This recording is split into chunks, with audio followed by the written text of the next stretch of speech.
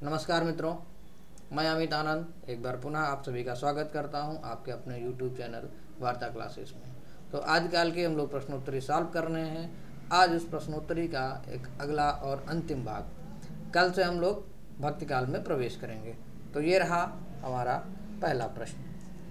पहला प्रश्न क्या है कि काल क्रमानुसार संगति क्रम क्या होगा, अर्थात जो रचनाएं दी गई हैं कुवलय माला, उक्त व्यक्ति प्रकरण, राउर वेल, कीर्तिलता, इनका काल क्रमानुसार समय क्या है या काल क्रम से इनको व्यवस्थित करना है। तो क्या होगा यहाँ पर, कुवलय माला, राउर वेल, उक्त व्यक्ति प्रकरण या कीर्तिलता, या राउर वेल, कुवलय माला, उक्त व्यक्ति प्रकरण, कीर्तिलता।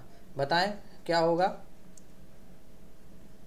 तो यहाँ पर हमारा ऑप्शन सही हो जाएगा बी। सबसे पहले कुवलय माला, फिर राउर वेल, फिर उक्त व्यक्ति प्रकरण और कीर्तिलता। अगले प्रश्न की ओर चलते हैं। अगला प्रश्न है, निम्नलिखित में से कौन व्याकरण ग्रंथ के रूप में प्रतिष्ठित है। तो व्याकरण ग्रंथ के रूप में कौन प्रतिष्ठित है, राउर वेल, उक्त व्यक्ति प्रकरण, पर्ण रत्नाकर या कुवलय माला। तो व्याकरण ग्रंथ के रूप में कौन प्रतिष्ठित है, तो उक्त व्यक्ति प्रकरण। ऑप्शन हमारा यहाँ पर बी सही हो जाएगा। अगला प्रश्न, सिद्धों की साधना में शून्य का पूरक तत्व था।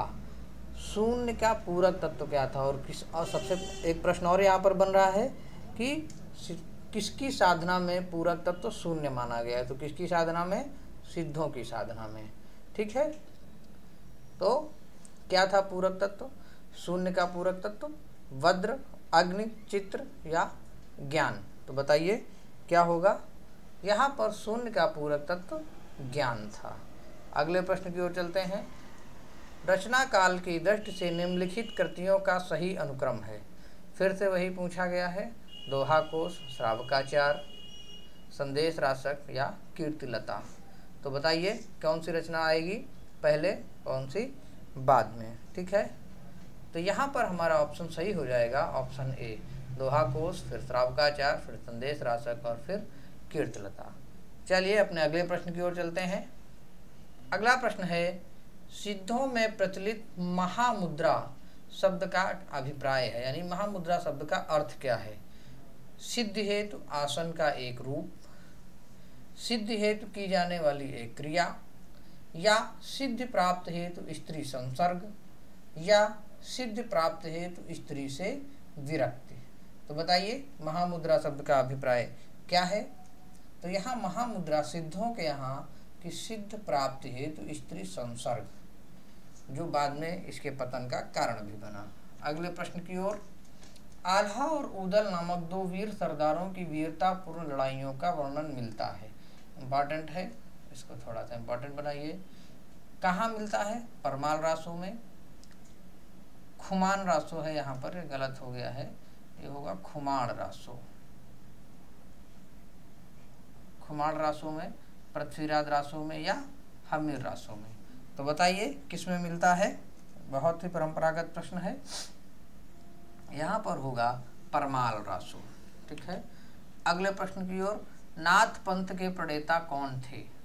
तो नाथ पंथ के प्रणेता कौन है, आदिनाथ, मच्छंदरनाथ, गोरखनाथ या चुड़करनाथ। बताइए कौन है, नाथ पंथ के प्रणेता कौन है, गोरखनाथ, गुरु गोरखनाथ। अगला प्रश्न है, निम्नलिखित पंक्तियां किस कवि की हैं।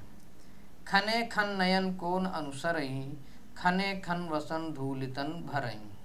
बताएं किसकी पंक्तियां हैं, विद्यापति, वल्लभाचार्य, विट्ठलनाथ या निम्बारकाचार्य। तो ये पंक्तियां किसकी हैं, ये पंक्तियां विद्यापति की हैं। ठीक है, अगले प्रश्न की ओर चलते हैं। इनमें कौन सी रचना आदिकाल की है। यहाँ पर यही ध्यान देना है कि कौन सी रचना आदिकाल की है। कहीं कहीं पर आपको ये नहीं है मिलता है, तो इस पर थोड़ा सा नहीं और है पर विशेष ध्यान देना रहता है।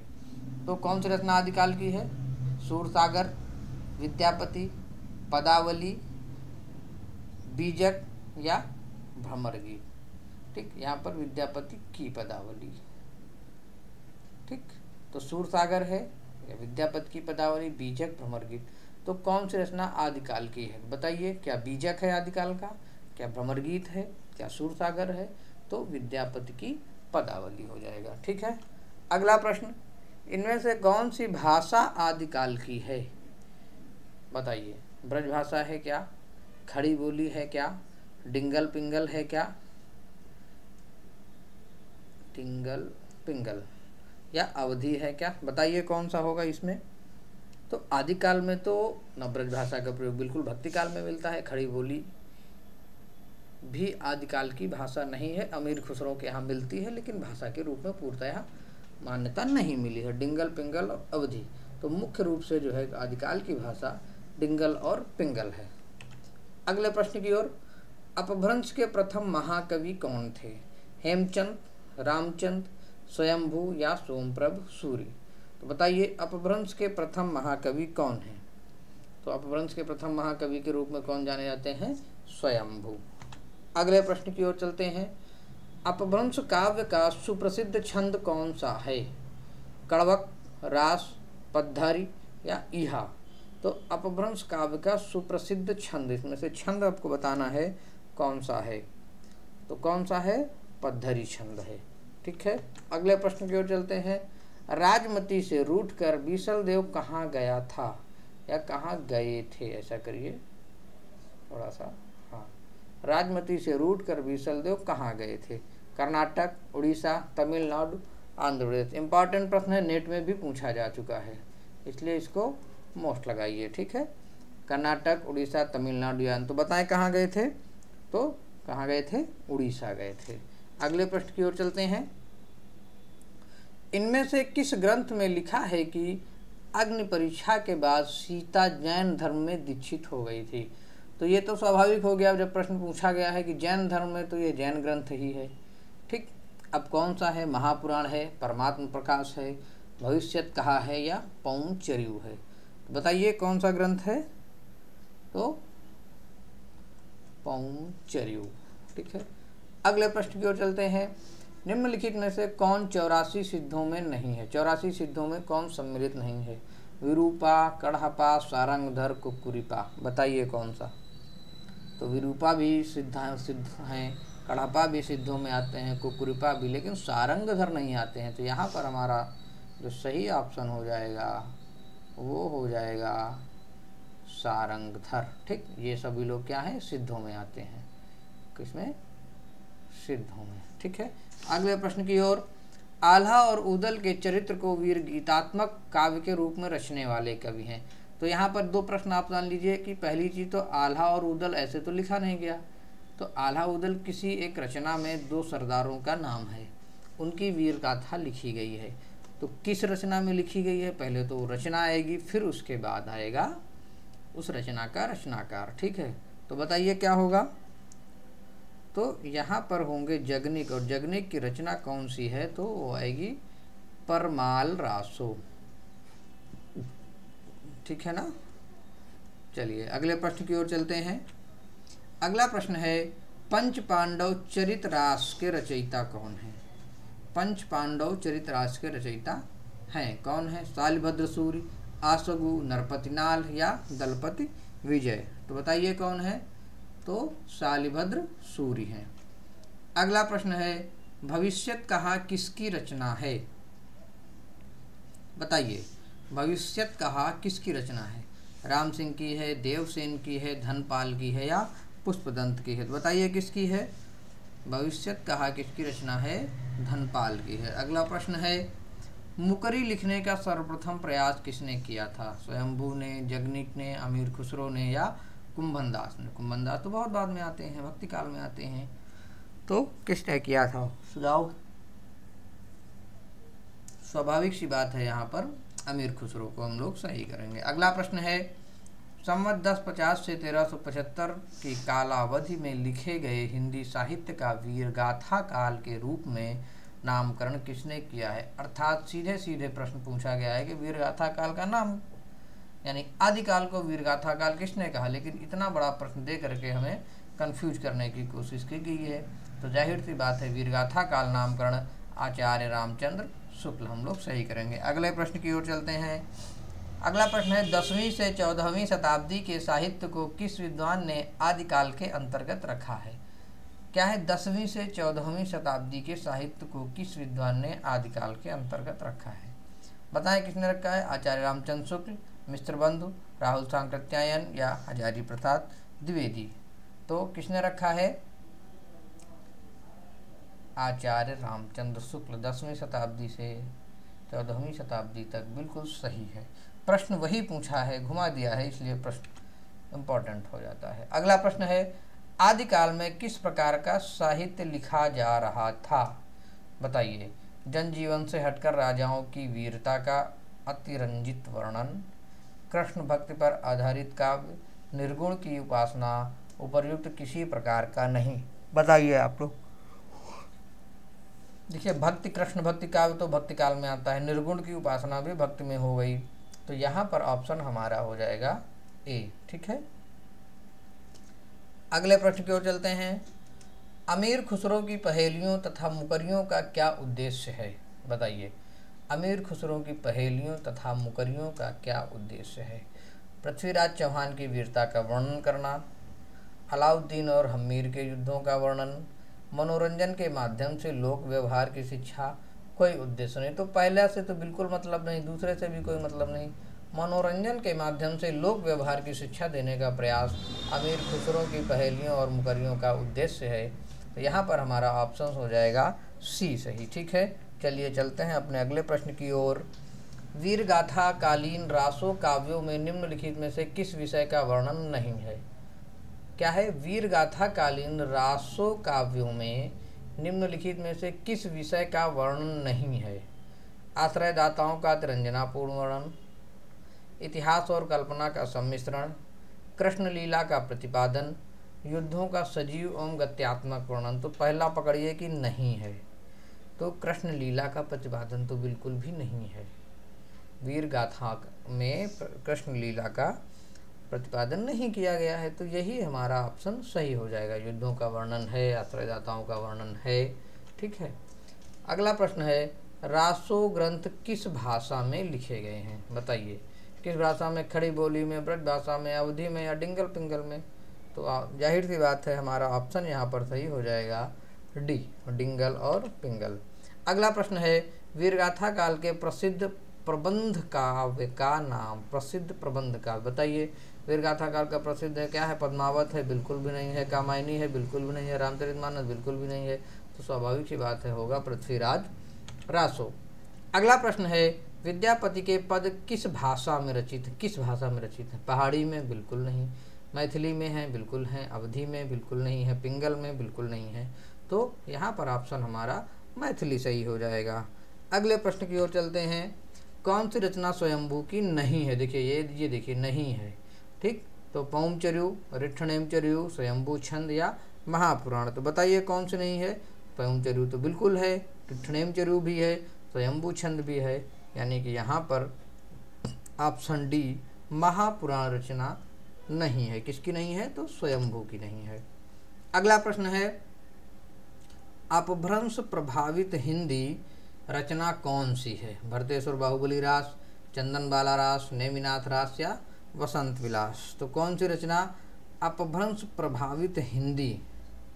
ठीक, यानी कि अपभ्रंश प्रभावित हिंदी है तो भरतेश्वर बाहुबली रास। अगली रचना है 11वीं शताब्दी में रचित लोक भाषा काव्य। अगला प्रश्न क्या है? 11वीं शताब्दी में रचित लोक भाषा काव्य है। कौन है? जयमयंक जसचंद्रिका, उक्ति व्यक्ति प्रकरण, राउल वेल, ढोला मारूरा दूहा। बताइए क्या है 11वीं शताब्दी में रचित लोक भाषा काव्य है? तो वो कौन सा है? ढोला मारूरा दूहा। अगला प्रश्न है, गोरखनाथ के गुरु का नाम बताएं। सीधा सा प्रश्न है। मत्स्येंद्रनाथ, गोपीचंद्र, चौरंगीनाथ या चुड़करनाथ। तो कौन है? सीधी सी बात है, बहुत परंपरागत प्रश्न है, मत्स्येंद्रनाथ। अपभ्रंश शब्द का सबसे पहले उल्लेख किसने किया? अपभ्रंश शब्द का सबसे पहले उल्लेख किसने किया? कौन करता है? पाणिनि, नागार्जुन, पतंजलि या सरहपा। बताइए कौन करता है? तो अपभ्रंश का सबसे पहले जो है नामोल्लेख कौन करते हैं? तो पतंजलि। ठीक है, अगला प्रश्न है, सिद्धों का प्रथम कवि। सिद्धों के प्रथम कवि कौन है? सरहपा, कुंडरीपा, कढ़पा या शेरपा। तो जाहिर सी बात है प्रथम कवि हैं सरहपा। अगला प्रश्न, उक्त व्यक्ति प्रकरण यह ग्रंथ है, क्या है? जाहिर सी बात है, महाकाव्य है, नहीं है, छंद है, गद्य काव्य है या व्याकरण है? तो बताइए आप सभी लोग, क्या है? उक्त व्यक्ति प्रकरण व्याकरण ग्रंथ है, पहले भी पूछा गया है। प्राकृत पैंगलम के रचयिता कौन है? हेमचंद है, स्वयंभू है, वंशीधर हैं या विद्यापति हैं? तो प्राकृत पैंगलम के रचयिता कौन है? बताएं। प्राकृत पैंगलम के रचयिता हैं वंशीधर। कौन है? वंशीधर। अगला प्रश्न है, गुरु गोरखनाथ को हिंदी के किस विशेष रूप का कवि स्वीकार किया जाता है? निर्गुण भक्ति का कवि, पुरानी हिंदी के कवि, प्राकृत काल के कवि या बौद्ध तांत्रिक सिद्ध कवि? बिल्कुल नहीं, निर्गुण के भी नहीं, पुरानी हिंदी के कवि। यानी गुरु गोरखनाथ को हिंदी के तो पुरानी हिंदी के। ठीक है। अगला प्रश्न है, विद्यापति की भक्ति श्रृंगार परक पदावली अनूठी संपत्ति है गद्य साहित्य के संक्रमण काल की। प्रश्न समझिए पहले, क्या है? विद्यापति की भक्ति श्रृंगार परक पदावली अनूठी संपत्ति है। ठीक है। तो जो पदावली है वो श्रृंगार परक एक अनूठी संपत्ति है, लेकिन किसकी है? हिंदी साहित्य के संक्रमण काल की, हिंदी साहित्य के मध्यकाल की, हिंदी साहित्य के उत्तर मध्यकाल की या हिंदी साहित्य के आदिकाल की? तो जाहिर सी बात है, यहाँ पर सीधी सी बात है कि हिंदी साहित्य के आदिकाल की अनूठी संपत्ति है। समझ में आ गया होगा।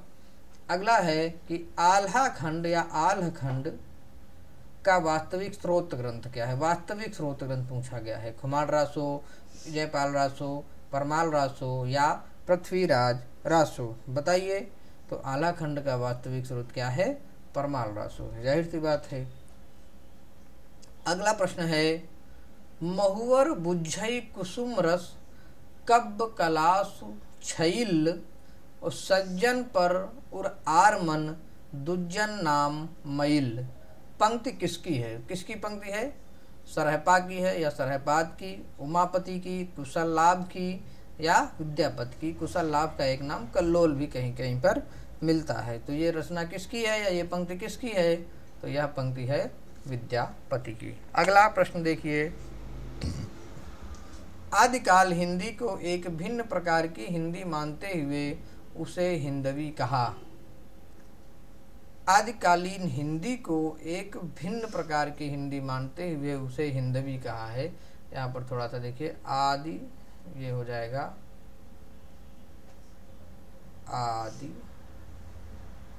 आदिकालीन। ठीक है।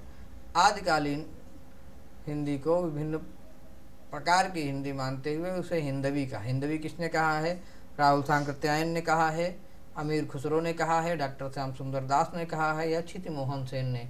तो अमीर खुसरो ने कहा है, मैं हिंदुस्तान की तूती हूँ, मुझसे कुछ भी पूछना हो तो हिंदवी में पूछो। ठीक है।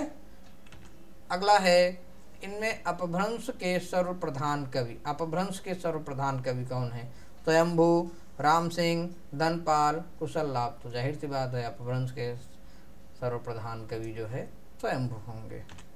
अगला प्रश्न है, उपदेश रसायन रास के रचनाकार हैं, कौन है? कवि विद्याधर, सारंगधर, धनपाल या जिनदत्त सूर्य? तो यहाँ पर हमारे हो जाएंगे जिनदत्त सूर्य। अगला प्रश्न है, जम्बू स्वामी रास के रचयिता कौन है? धर्म सूर्य, हेमचंद्र सूर्य, शालिभद्र सूर्य या जिनदत्त सूर्य? तो बताएं कौन है? यहाँ पर धर्म सूर्य। चलिए अगले प्रश्न की ओर चलते हैं। बीसल देव रासों का अंगिरस है, क्या है? श्रृंगार, वीर, रौद्र या शांत? तो बीसल देव रासों का अंगिरस है श्रृंगार। अगला प्रश्न, हिंदी में प्रचलित 12 मासा सबसे पहले किस कृति में मिलता है? नेमिचर्यु, ये चर्यु है, नेमिनाथ चौपई, पौमचर्यु या संदेश रासक? तो 12 मासा सबसे पहले किस कृति में मिलता है? इंपॉर्टेंट लगाइए, कई बार पूछा गया है। 12 मासा सबसे पहले किस कृति में मिलता है? तो मिलता है नेमिनाथ चौपई।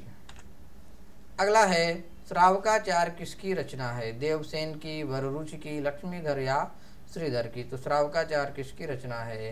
देवसेन की है।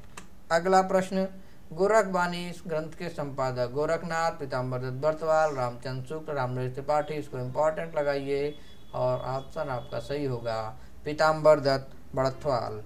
अगला प्रश्न है, निम्नलिखित में से कौन विशेषता लोक साहित्य में नहीं होती है? इसमें शास्त्रीयता होती है? बिल्कुल नहीं होती है। या मौखिक होता है? बिल्कुल होता है। या परंपरा में प्रचलित रहता है? बिल्कुल रहता है। इसमें सहजता और स्वाभाविकता होती है? बिल्कुल होती है। तो यहाँ पर हमारा जो ऑप्शन सही होगा वो ऑप्शन सही होगा कि इसमें शास्त्रीयता होती है, तो शास्त्रीयता नहीं होती है। तो यहाँ पर हमारा ऑप्शन ए सही हो जाएगा। अगला है, एक थाल मोती से भरा, सबके सिर पर औंधा धरा, चारों ओर वह थाली फिरे, मोती उससे एक न गिरे। ये पंक्तियाँ किसकी हैं? प्रचलित और प्रामाणिक हैं। ये हैं अमीर खुसरो की। चलिए आज के अपने अंतिम प्रश्न की तरफ चलते हैं और हमारा अंतिम प्रश्न है, स्वयंभूकृत पौंचर्यू की कथा किससे संबद्ध है? कृष्ण कथा, राम कथा, बौद्ध कथा या शक्ति कथा? ठीक है, तो किससे है? राम कथा से।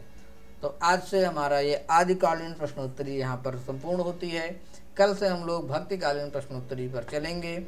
आप सभी लोग ऐसे ही जुड़े रहिए नवीन प्रश्नों के साथ। हम लोग नित्य नए प्रश्न सॉल्व करेंगे जो हमें हमारी परीक्षा की तैयारी को मजबूत करने में सहायता करेंगे। इसी के साथ बहुत बहुत धन्यवाद, आभार।